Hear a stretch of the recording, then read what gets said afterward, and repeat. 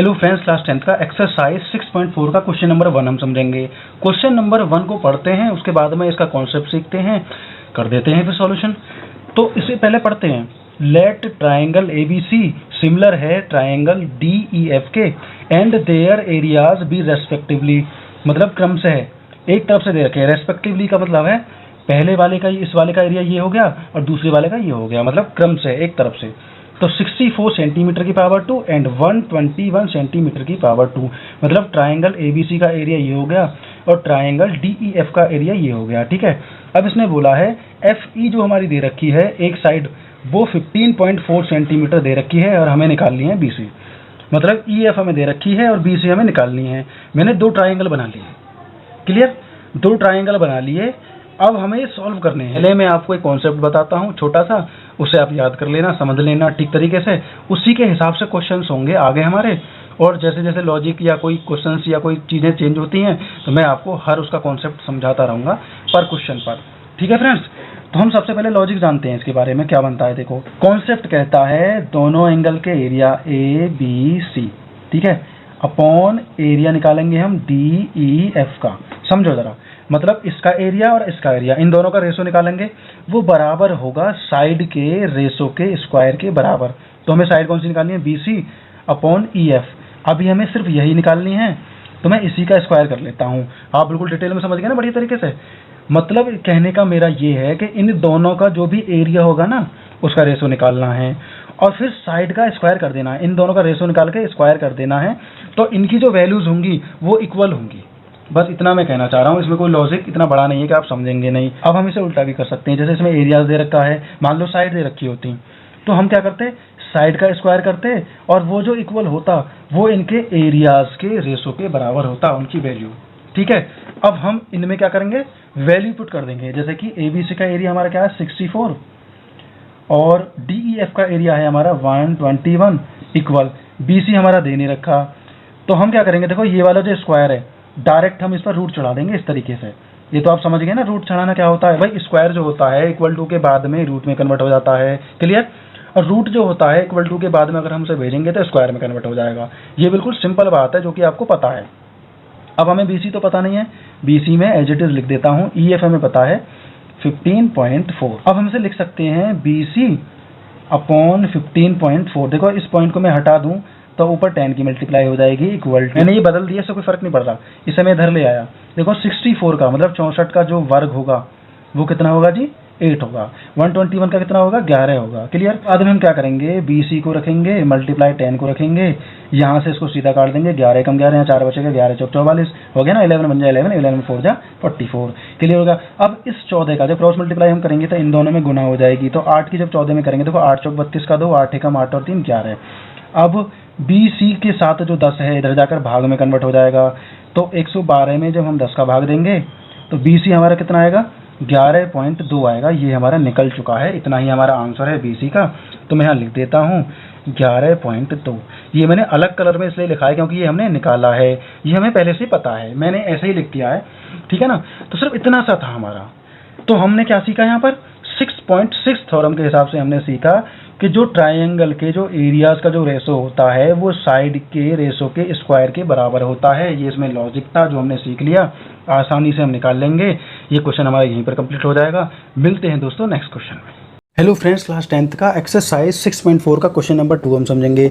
Diagonals of a trapezium A B C D with A B parallel D C intersect each other at the point O if A B equal to C D, find the ratio of the areas of triangle AOB and COD। बहुत ही आसान, पहले question को समझो। देखो trapezium वाले हमने बहुत सारे क्वेश्चन कर लिए हैं, तो आकृतियाँ बनानी आपको आ गई होंगी। इसकी कोई भी दो साइड हमारी पैरेलल होती है, AB DC के पैरेलल है, ठीक है। यहाँ इसने बताया भी यार ये होती है, जो ट्रेपेजियम होता है हमारा उसमें हमारी कोई भी दो साइड पैरेलल तो होती हैं। इतना हो गया। इसने बोला है कि ये जो विकर्ण हैं हमारे, ठीक है, ये डायगोनल्स जो हैं ये इंटरसेक्ट करते हैं O पॉइंट पर। ऐसी आकृतियाँ बहुत सारी बना चुके हैं, तो अब तो आप सीख गए होंगे। इसने फिर एक और बात बोली है, इसने बोला है AB की वैल्यू उसने बता दी है 2DC के बराबर है। मतलब ये जो AB है CD के दुगने है, क्लियर। भाई मान लो ये 5 है तो ये 10 है, अगर मान लो 20 है तो ये 40 है, ऐसे, मतलब दुगने हैं, दुगना आप समझते हैं। फिर हमें क्या करना है, हमें फाइंड करना है ratio of areas triangle AOB and COD। हमें इनके एरिया का रेशो पता करना है। तो हम शुरू कर देते हैं जैसे हम पहले से करते आ रहे हैं। सबसे पहले हमें क्या करना है, सबसे पहले हमें अलग अलग ट्रायंगल लेने हैं और उससे शुरुआत कर देनी है सॉल्व करने की। तो मैं देखता हूँ AOB और COD हैं कहाँ पर। देखो AOB और COD, ये दो ट्रायंगल बन गए हमारे, आपको दिख रहे होंगे। देखो COD और AOB। तो मैं पहले ले लेता हूँ AOB। तो मैंने यहाँ लिया इन ट्रायंगल AOB, ठीक है। एंड फिर क्या है उसके बाद में, ट्रायंगल COD। क्लियर है? इसके बाद में सॉल्व करेंगे। दोस्तों आगे सॉल्यूशन करने के लिए हमें इन दोनों को सिमिलर करना पड़ेगा, और सिमिलर करने के लिए आप जानते हैं कि सिमिलर हम कैसे करते हैं। तो आइए चलते हैं आगे। सिमिलर के लिए हमें या तो साइड या एंगल इक्वल चाहिए। तो कौन कौन से इक्वल हैं, कौन कौन से इक्वल नहीं हैं, वो हम देख लेते हैं यहाँ पर। देखो सबसे पहले हम देखेंगे एंगल AOB COD के इक्वल है। मतलब आपको पता है कि जब एक कैंची वाला एंगल बना रहे हैं, इसका मतलब एक दूसरे के जो अपोजिट एंगल होंगे वो इक्वल होंगे। ये वाला एंगल इसके इक्वल होगा, और यहाँ पर ऑल्टरनेट जो एंगल होंगे वो इक्वल होंगे, क्योंकि मैं पहले ही बता चुका हूँ जहाँ भी जेड बन रहा है वहाँ पर ऑल्टरनेट जो एंगल होते हैं वो इक्वल होते हैं। क्लियर हो गया हमारा यहाँ पर। तुम सबसे पहले लिख देते हैं यहाँ पर क्या, एंगल AOB बराबर है, B है, एंगल बराबर है किसके, एंगल COD के बराबर है। क्लियर? हम इसे लिख देंगे, रीजन क्या है हमारा, वर्टिकली अपोजिट एंगल। ये आपको पूरा लिखना है। ये पहला हो गया। दूसरा हम क्या करेंगे, देखो दूसरा हम यहाँ पर बना देंगे या तो OAB या BAO, क्योंकि एक एंगल यहाँ पर बनेगा, एक यहाँ पर बनेगा। तो पहले मैं ये वाला एंगल ले लेता हूँ। तो ये हमारा बनेगा एंगल OAB बराबर है किसके, एंगल DCO के। ये क्या है जी, हमारा ऑल्टरनेट एंगल है, वो आप लिख सकते हैं पूरा बढ़िया तरीके से। दो चीज़ें हमें मिली तो सिर्फ दो ही बहुत हैं। तो हम इसे बता देंगे वाई, या तो लिखेंगे सिमिलरिटी या लिखेंगे क्राइटेरियन, कुछ भी लिख देंगे। एंगल क्योंकि दो एंगल सेम है तो एंगल क्राइटेरियन लिख देंगे, ठीक है ना, क्राइटेरियन। तो ये हो गया हमारा, कौन से क्राइटेरियन से हैं, एंगल से। तो ये सिमिलर हो गए, तो हम लिख देंगे यहाँ पर ट्रायंगल AOB सिमिलर है ट्रायंगल COD के। क्लियर? सिमिलर हो गए हमारे। जब ये सिमिलर हैं तो हमें पता है कि इनकी साइड के रेशो इक्वल होंगे। जब हमें इतना पता है तो हम क्या करेंगे, आगे सॉल्व करना शुरू करते हैं। अगला स्टेप दोस्तों ब्लू से कर लेते हैं। Area ABC upon area COD, इनका जो रेशो होगा वो बराबर होगा साइड के। हम कौन सी वाली साइड लेंगे, हम लेंगे AB upon DC, AB upon DC का स्क्वायर। तो हम ये जानते हैं भली बात ही कि इनके जो एरिया का जो रेशो होगा वो होगा साइड के स्क्वायर के बराबर। मतलब इनका रेशो निकालेंगे फिर स्क्वायर कर देंगे तो इतना होगा हमारा, ठीक है। तो AB की यहाँ वैल्यू भी दे रखी है। तो अब हमें एरिया का रेशो निकालना बहुत ज़्यादा आसान हो जाएगा, क्योंकि हमें पता है कि एरिया का जो रेशो होता है वो साइड के रेशो के स्क्वायर के बराबर होता है। तो हम यहाँ इक्वल करेंगे। AB हमारा क्या है, AB है हमारा 2CD अपॉन ये हमारा DC या CD, बात एक ही है, मैं इसे CD कर देता हूँ, इससे कोई फ़र्क पड़ने वाला नहीं है, मैं CD लिख दूंगा ऐसे। और यहाँ भी अगर मैं CD लिख दूँ तब भी कोई फ़र्क पड़ने वाला नहीं है, साइड वही रहेगी हमारी। हो गया ना क्लियर? अब इनका स्क्वायर, इनका स्क्वायर, अब आप देख पा रहे होंगे इससे ये हमारा कट हो जाएगा और इसका स्क्वायर हो जाएगा। तो यहाँ हमारा आ जाएगा 4/1, इसे हम बोलेंगे 4:1। तो देखो इसमें होगा क्या, इसमें होगा हमारा AOB जो होगा उसका 4 आएगा, और COD जो होगा उसका कितना आएगा, 1। मतलब हम इसको बोलेंगे कि AOB और COD का जो रेशो होगा वो कितना होगा, 4:1 होगा। यही हमारा आंसर है, यही हमें निकालना था।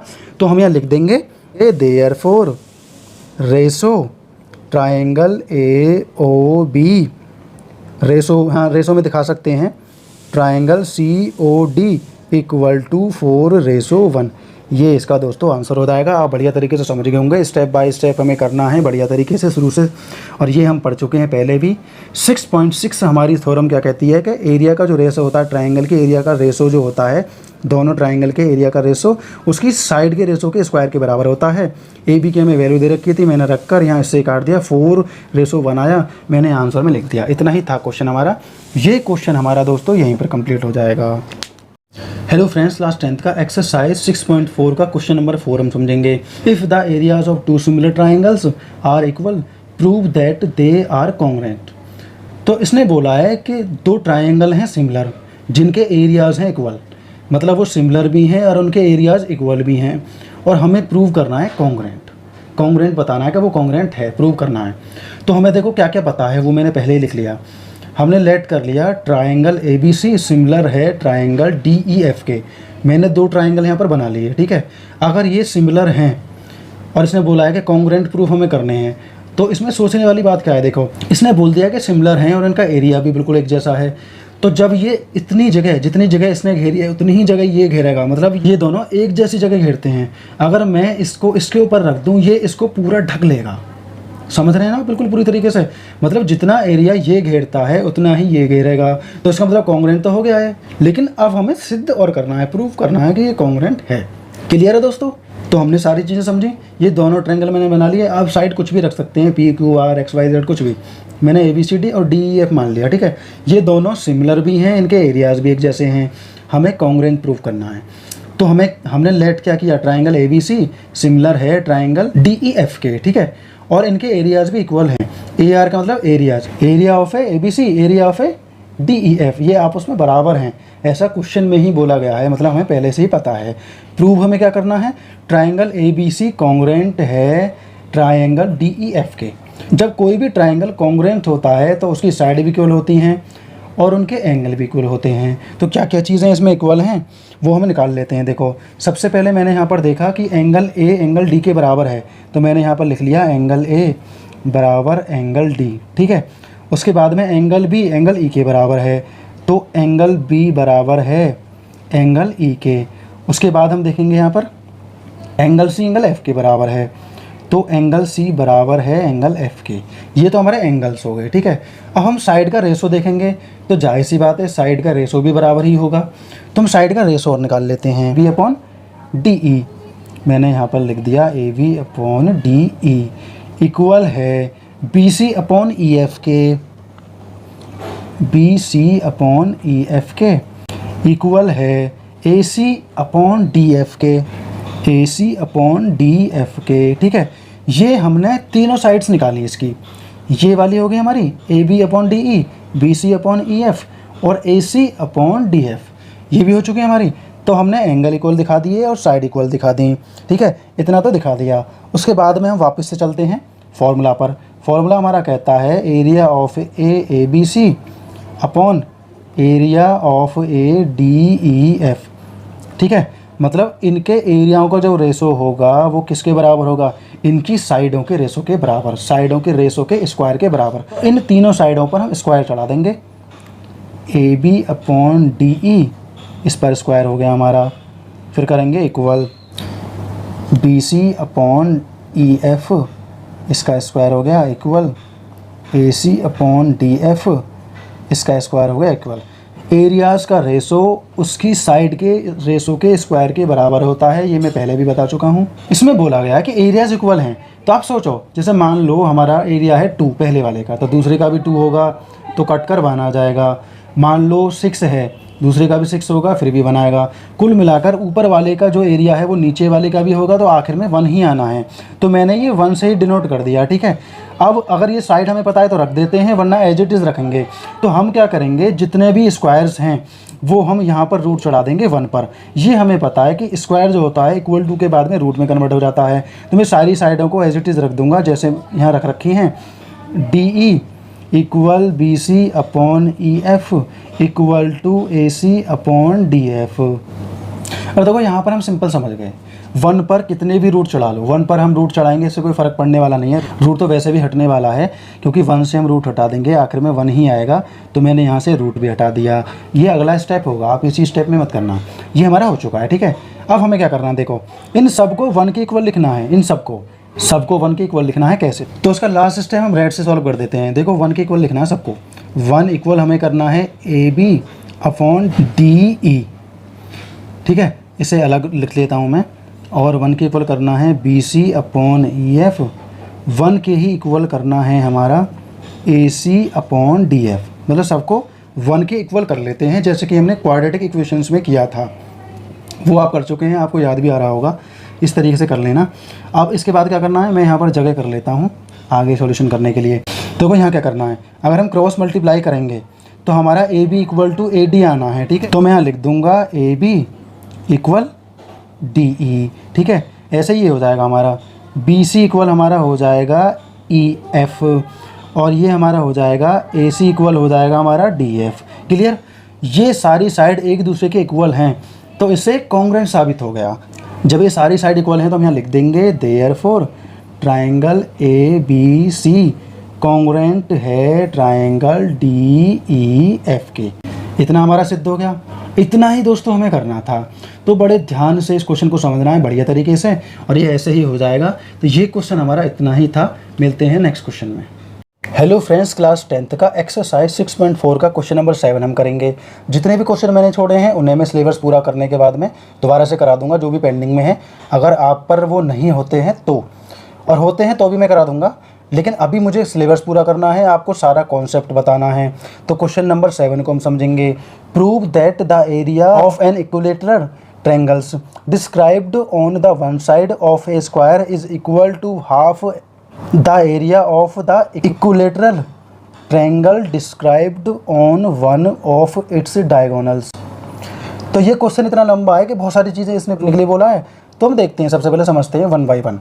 इसने बोला है कि prove that the area of a equilateral triangle described on one side of a square is equal. सबसे पहले समझो, इसने बोला है कि एक स्क्वायर के एक साइड पर, किसी भी एक साइड पर एक इक्विलेटरल ट्रायंगल बना हुआ है। इक्विलेटरल ट्रायंगल कौन सा होता है? जिसकी सारी भुजाएं बराबर हो, जिसकी सारी साइड बराबर हों। तो पहले मैं सबसे पहले यहाँ पर बना लेता हूँ एक स्क्वायर।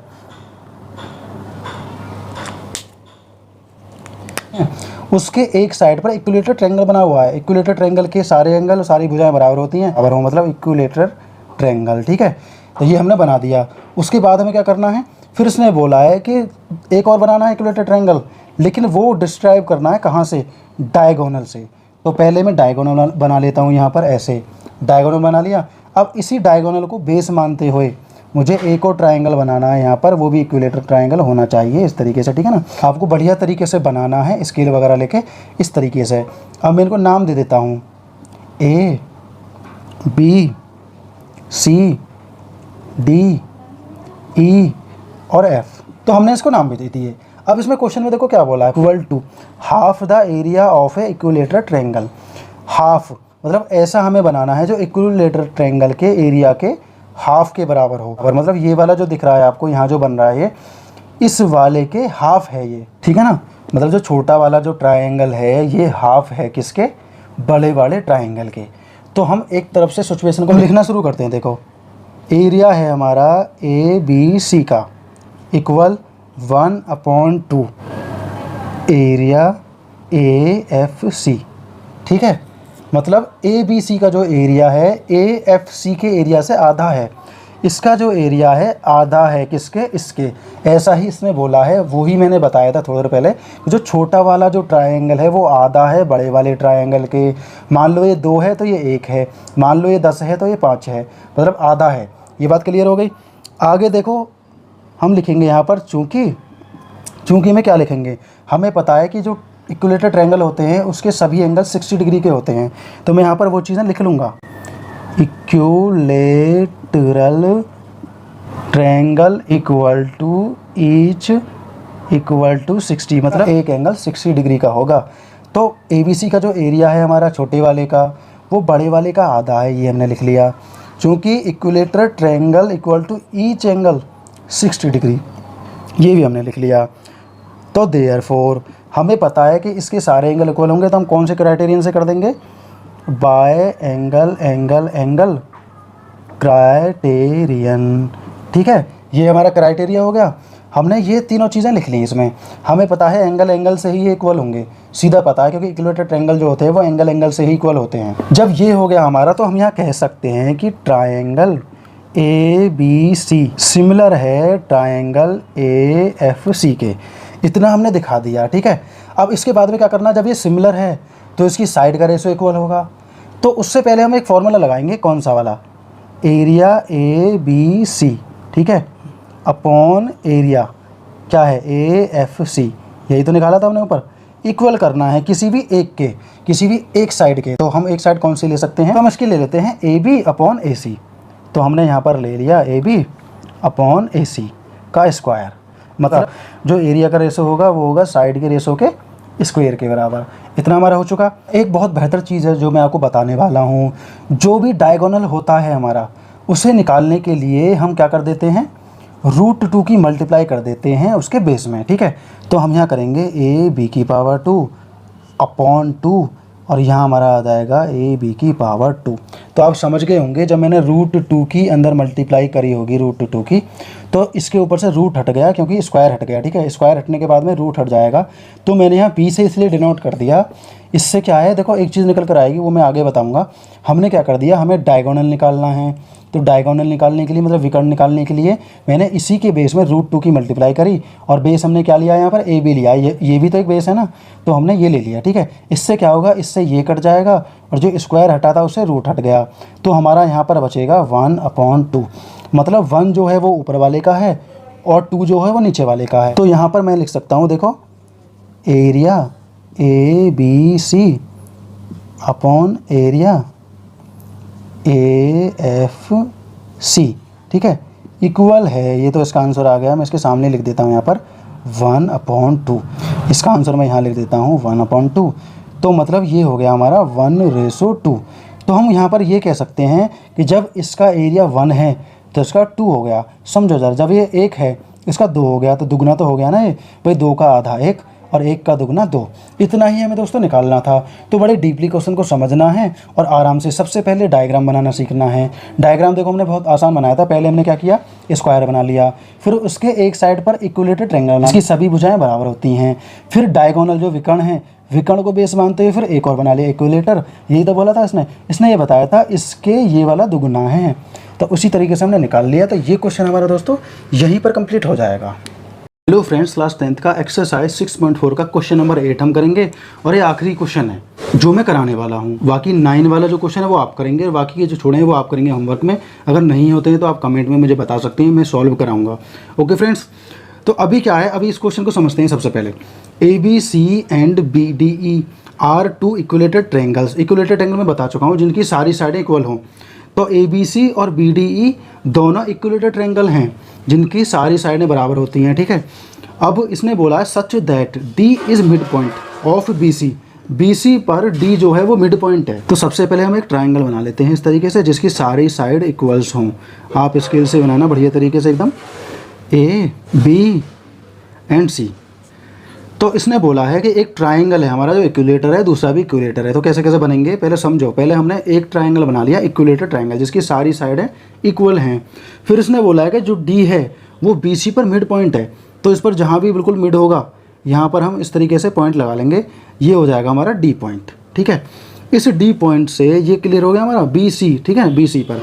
अब इसने बोला है कि ratio of the areas of A triangle ABC and BDE। तो हमें रेशो बताना है, दोनों के एरियाओं का रेशो बताना है। ABC तो हमारे सामने है, हमें एक और एंगल चाहिए, कौन सा, BDE। तो B ये रहा, D ये रहा, मतलब एक और पॉइंट और चाहिएगा यहाँ पर। तो हम यहाँ पर इस तरीके से लाइन खींच देंगे तो ये हमारा E हो जाएगा। ये जो छोटा वाला ट्रायंगल है ये भी इक्विलेटर है और बड़ा वाला जो है ये भी इक्विलेटर है। ये दोनों इक्विलेटर ट्रायंगल्स हैं जिनकी सभी साइडें इक्वल हैं। जैसे कि इसके इक्वल ये है, इसके इक्वल ये है, ऐसे तीनों आपस में इक्वल हैं। ऐसे बड़े वाले के तीनों आपस में इक्वल हैं। तो सबसे पहले हमने ABC बना लिया, फिर हमने D मिड पॉइंट दे दिया BC पर जैसा कि इसने बोला है।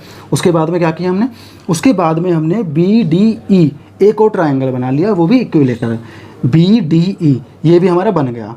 अब हमें देखो क्या करना है, हमें पता है कि दोनों इक्विलेटर ट्रायंगल हैं। जब दोनों इक्विलेटर हैं तो इसका मतलब दोनों सिमिलर भी होंगे। तो हम यहाँ लिख देंगे बोथ आर इक्विलेटरल, दोनों एंगल इक्वल हैं। यहाँ हम यहाँ लिखेंगे चूंकि करके, चूंकि बोथ आर इक्विलेटर ट्रायंगल्स। तो मैं ट्रायंगल का साइन भी बना दूँ तो भी कोई दिक्कत नहीं है, तो मैं साइन बना देता हूँ ट्रायंगल्स, ठीक है, क्लियर। इसके बाद में हमें क्या करना है, जब हमें ये पता है कि दोनों इक्विलेटर ट्रायंगल हैं तो इसका मतलब ये दोनों सिमिलर भी होंगे। जब इक्विलेटर ट्रायंगल हैं तो इनके एंगल भी इक्वल होंगे और इनकी साइड का रेशो भी इक्वल होगा और इनकी साइड से भी इक्वल होंगे। तो हम यहाँ पर कर देंगे बाय, क्यों होंगे, क्योंकि बोथ आर इक्विलेटर, क्योंकि ये इक्विलेटर ट्रायंगल्स हैं इसी वजह से। Bye angle angle angle criterion हमारा बैठेगा, क्राइटेरियन, ठीक है। तो जब ये एंगल एंगल क्राइटेरियन फॉलो करते हैं तो मतलब हम इसे लिख देंगे कि ये दोनों सिमिलर हैं। तो मैं लिखूँगा ट्रायंगल ABC सिमिलर है BDE के, ये दोनों सिमिलर आ चुके हैं। कौन से क्राइटेरियन से?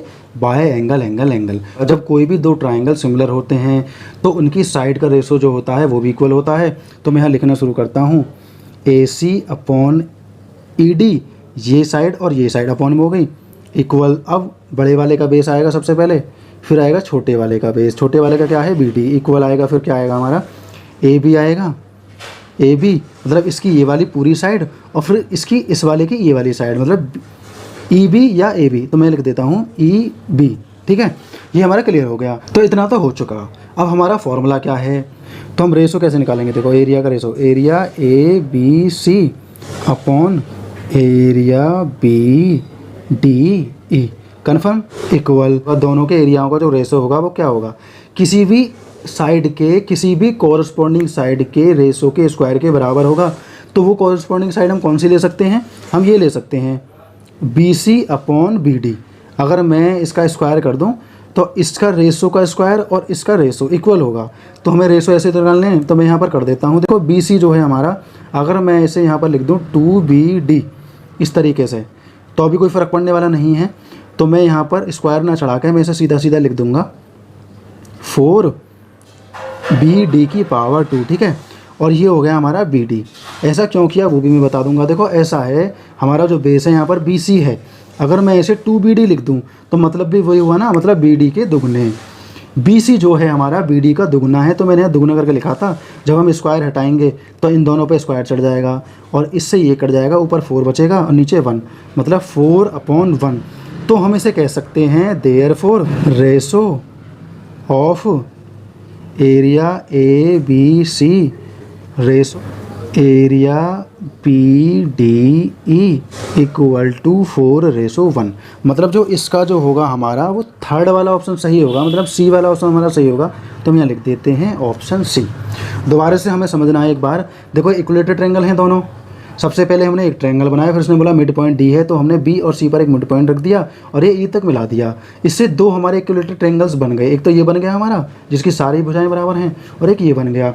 जब ये दोनों इक्विलेटर्स हैं, इसका मतलब ये सिमिलर भी हैं। तो जब इनके सारे एंगल इक्वल होंगे तो bye angle angle angle criterion से हमारा ये क्या हो गया? सिमिलर हो गया। में एरिया का रेशो बराबर होता है किसी भी कॉरस्पॉन्डिंग साइड के रेशो के स्क्वायर के बराबर। वो मैंने निकाल लिया। BC की जगह मैंने 2BD रख दिया, क्योंकि 2BD का मतलब भी एक दूसरे तरीके से वही हुआ, इक्वल टू BD की पावर 2 BD की पावर 2, ये दोनों कट गया, 4/1 बचा, क्योंकि नीचे बचेगा 1। तो therefore ratio of area ABC ratio area BDC, दोनों का रेशो क्या होगा? 4:1 होगा। और भी कुछ स्टेटमेंट में लिखवाया हो या कुछ और लिखवाया हो, आप अपनी समझ से लिख सकते हैं बढ़िया तरीके से। तो ये क्वेश्चन हमारा दोस्तों यहीं पर कंप्लीट हो जाएगा।